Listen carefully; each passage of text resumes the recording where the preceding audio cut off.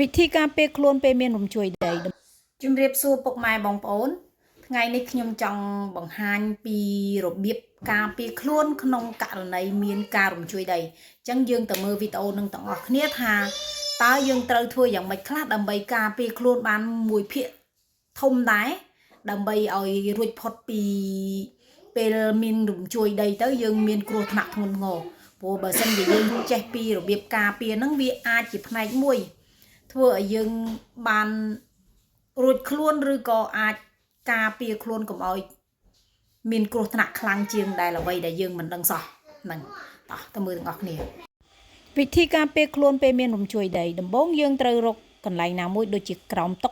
ដើម្បីការពារខ្លួនឬក្បាលដើម្បីកុំឲ្យមានអីធ្លាក់មកលើខ្លួនឬក្បាលយើងហ្នឹងទី2បើសិនជាយើងអត់មានកន្លែងណាទេគឺយើងក្រាបហើយយកដៃបាំងក្បាលការពារដើម្បីកុំឲ្យមានអ្វីធ្លាក់មកលើក្បាលយើង